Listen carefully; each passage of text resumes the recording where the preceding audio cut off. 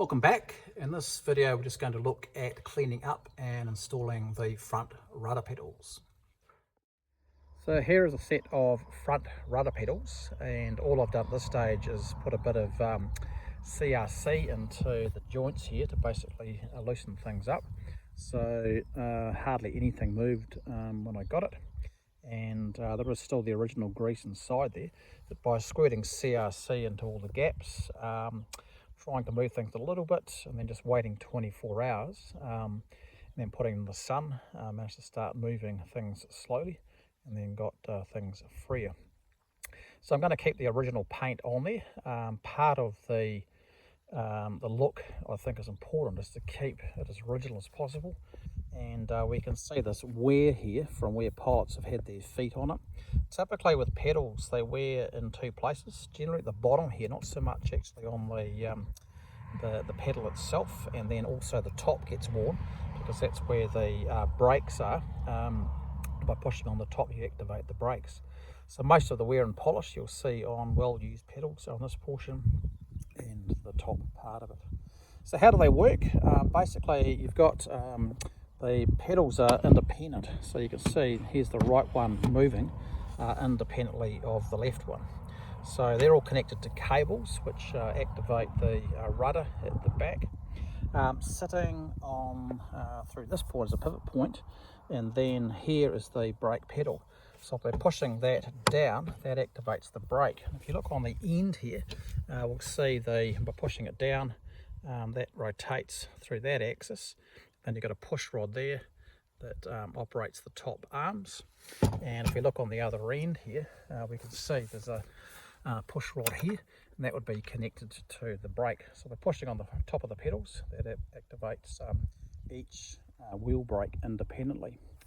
The other thing you'll see in here is these things. These were completely stiff, but these are for the adjustment of the pedals. So if you're a shorter person, you'll need the pedals a bit closer to you. And by pulling this out, you can see it's spring loaded with a pin that runs right through. And on this end you can see that pin coming in and out. This end is corroded off, but if you look at the other end, it's complete. So as mentioned, to adjust the pedals, what we do is we push this lever over here, and you can see that this tube here runs from front to back, and there is tension in this with this spring. So if we have a look down here, you'll see in this position down here is the pin. So if I basically reach over and push the lever, we'll see that pin come out, and you'll see the rod come in because it's under tension with that spring. That's how you adjust the pedals. So I'll push the lever now, and we can see it's jumped straight back in there, and the pin is basically popped back out. That's the new position in there. So that's how you adjust the distance between the pilot seat and the rudder pedals. The next step in restoring the pedals is to take out all the grease nipples, and you can see that one's ready to come out. Now this one I've taken out and cleaned up with a wire brush, and once they're all back in I'll be able to put some grease in there, and that'll loosen things up a bit further.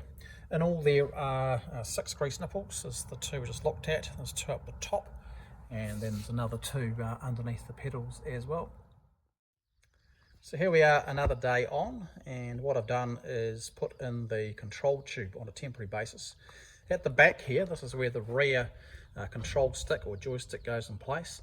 That can be easily removed just by lifting it out, and it goes into a holder on the right hand side of the cockpit if not required for use. Here is the pivot point for the joystick.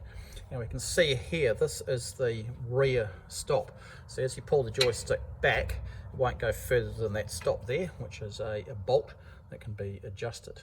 Down the bottom is where it connects to the tube that runs right through. It's hollow. It runs right through to the front, so that the front and rear control sticks are interconnected. Down over here is the pivot point. So if we have a look in here, we can see the whole tube rotates left and right, and it's prevented from going too far by the 2 stops here. So they come down and they hit that wee plate there on this tube at the bottom. Also here we can see the forward stop, which is this bolt in here, and that prevents the joystick going too far forward. Again, they're adjustable. And down the bottom, again, is the point that the tube between the front and the back is connected. Now, I'm missing a bearing. I've got one on the other side, so I've just put a temporary bolt through here just to hold it in place, so I can have a look at what the control column looks like in position. Now, down in this position, we can see the rudder pedals in place now, so they are moving freely. So if we have a look through here, we can see the whole pedal going forward and back, and then also the pedal rotating to operate the toe brakes. So again, that mechanism works by the pedal rotating there, and then operating that push rod, which connects to the arms at the top here, and they move up and down. And then on the other side here is where it would be connected to the cylinders, cylinders for the brakes. Quite easy to get access in that position. You can see the bolts here holding it in place, 2 on the starboard side, and then there's 2 on the port side, but I'll show you around here. It's pretty interesting. It's a very, very tight fit. Now, if we have a look in here, a bit hard to show you, but in this position here, there's not much clearance between the top arm here of the toe brake and the electrical panel.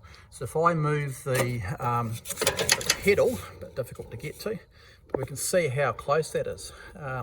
When I first tried to move that, it was binding, and so I had to very gently use a crowbar to push it out a couple of millimeters, and now I've got a clearance. But that box is actually modified just so that you can fit that arm in position. So there we are, we've got the front rudder pedals in. Next step would be to put in the back ones. They attach onto this frame here, but I'm minus 4 little brackets to put those in position, and then I'll be able to connect them up using this tube here, and then there's another one that goes on the other side. So that's a wee update. If you like the video, press the like button. Please subscribe to our channel, it would be much appreciated, and we look forward to seeing you back again.